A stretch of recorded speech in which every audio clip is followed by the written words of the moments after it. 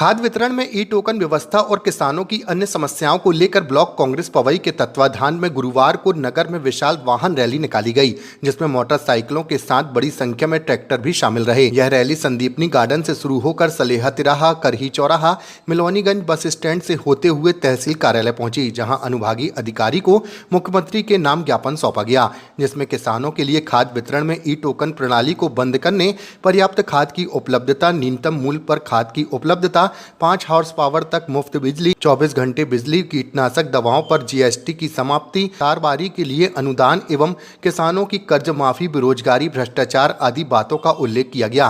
Rally के दौरान कार्यकर्ताओं ने सरकार और प्रशासन के खिलाफ नारेबाजी की और मुर्दाबाद के नारे लगाए। की जो रैली निकाली गई है, ये भ्रष्ट सरकार को जगाने के लिए निकाली गई है। ये सरकार में किसान, जवान, मजदूर, छात्र, नौजवान, आम आदमी, नौकरी पेशा सारे परेशान हैं। ये ना तो जीने दे रही है, ना मरने दे रही है। इसको जगाने के लिए ये आंदोलन किया जा रहा है। ये भ्रष्ट सरकार पूरा देश बेचने के लिए है। हम देश को नहीं बेचने देंगे। हम किसान, जवान और सेना, हम किसान को बचाएंगे और देश को बचाएंगे। इस भ्रष्ट सरकार को उखाड़ के फेंक देंगे। नहीं मांग होगी तो क्या करेंगे? हम नहीं मांग होगी तो उग्र आंदोलन करेंगे, धरना प्रदर्शन करेंगे, चक्का जाम करेंगे और अगर मौका लगा तो एक एक किसान अपनी जान की आहुति दे देगा। किसानों के ऊपर जो बर्डन डाला गया है खाद का, बीज का, खाद दी जा रही है। पहले खाद जो दी जा रही थी वो खाद का पहले 900 से 1100 रुपये था, अब वो 2200 से 2300 रुपये हो गई। लाइट की परेशानी है, वैसे पानी गिर नहीं रहा है और फसल खड़ी हुई है पानी की परेशानी के कारण। अगर फसल नहीं होगी तो खाएंगे क्या?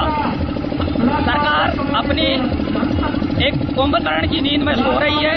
अगर यही स्थिति रही तो जब अनाज नहीं होगा तो देश कैसे चलेगा?